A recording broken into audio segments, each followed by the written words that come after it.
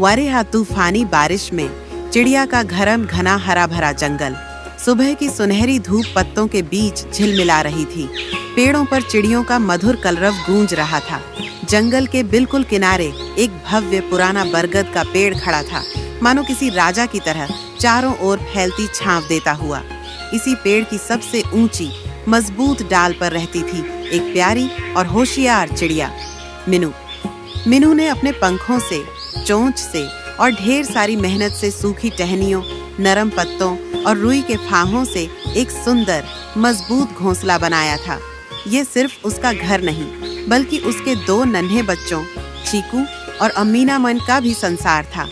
मीनू हर सुबह बच्चों को उड़ना सिखाती, उन्हें दाने खिलाती और पास ही बहने वाली छोटी नदी से पानी लाती। बच्चे भी चहचहाकर माँ का स्वागत करते और उसके पंखों के नीचे झपकी लिया करते। जज्बा तूफान की आहट। एक दिन दोपहर में अचानक आसमान का रंग बदल गया। नीला आसमान काले बादलों से ढक गया। सन्नाटा छा गया। पत्ते तेज हवा में सरसराने लगे। दूर से बादल गरजने की आवाज आने लगी। चीकू ने डर कर पूछा, माँ, ये क्या हो रहा है? मीनू ने आसमान की तरफ देखा और बोली, बेटा, ये बारिश के आने का संकेत है, लेकिन लगता है इस बार तूफान भी आएगा। हवा और तेज हो गई। डालियां हिलने लगीं, पेड़ों के पत्ते उड़कर चारों तरफ बिखरने लगे। कुछ सेकंड बाद ही आसमान से मूसलाधार बारिश बरसने लगी, मानो बादल फट पड़े हों। इससे बारिश का कहर, बारिश की बूंदें इतनी भारी थीं कि वे सीधी घोंसले तक पहुंच रही थीं। ठंडी हवा से घोंसला कांप रहा था। मीनू ने तुरंत अपने दोनों बच्चों को अपने पंखों में समेट लिया। तुम दोनों चिंता मत करो, मैं हूं ना, उसने कहा, लेकिन उसके दिल में डर था।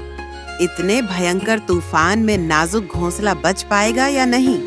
बरगद के पेड़ की कुछ छोटी डालियां टूटकर नीचे गिर रही थीं। पास के आम के पेड़ पर रहने वाली गौरैया रानीन का घोंसला टूटकर नीचे गिर गया।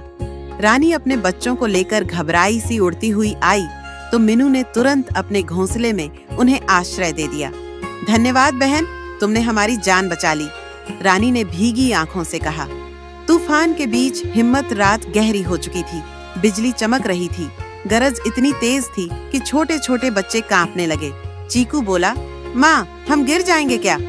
मीनू ने पंखों के बीच उन्हें दबाते हुए कहा, नहीं बेटा, जब हम साथ होते हैं और डर को अपने ऊपर हावी नहीं होने देते तो कोई तूफान हमें हरा नहीं सकता। लेकिन तभी एक जोरदार हवा का झोंका आया और घोंसला हिलकर थोड़ी तिरछी हो गई, डाल पर लटकने लगा। मीनू ने तुरंत दांते से डाल के एक हिस्से को कसकर पकड़ा और बच्चों को अपने पंखों में समेट लिया।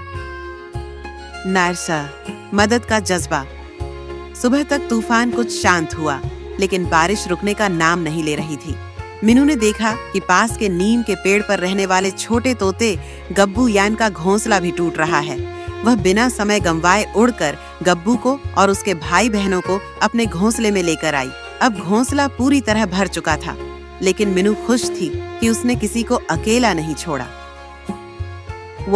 तूफान का अंत और सीखा। दूसरे दिन सुबह जब सूरज धीरे धीरे बादलों के पीछे से झांका तो जंगल चमक उठी। पेड़ों की पत्तियां ढुलकर हरी भरी हो गई थीं, लेकिन कई घोंसले टूट चुके थे। मीनू का घोंसला भीग चुका था, लेकिन सुरक्षित था। उसने अपने बच्चों रानी और गब्बू से कहा, देखो, मुश्किल वक्त में हिम्मत और एक दूसरे का साथ ही सबसे बड़ा सहारा होता है। अगर हम डर जाते या एक दूसरे को छोड़ देते तो शायद हम आज यहाँ न होते। चीकू और मीना ने मम्मी के गाल से चिपकते हुए कहा, माँ, अब हमें कोई तूफान नहीं डराएगा। सभी चिड़ियों ने मिलकर टूटे घरों की मरम्मत शुरू की। अब वे जानते थे कि भविष्य में कितना भी तूफान आए, अगर वे एक साथ रहें तो कुछ भी उन्हें तोड़ नहीं सकता। कहानी का संदेश। संकट चाहे कितना भी बड़ा हो, हिम्मत, धैर्य और एक दूसरे की मदद से हर तूफान पार किया जा सकता है। Thanks for watching this video. If you enjoy this video, please like, share and subscribe.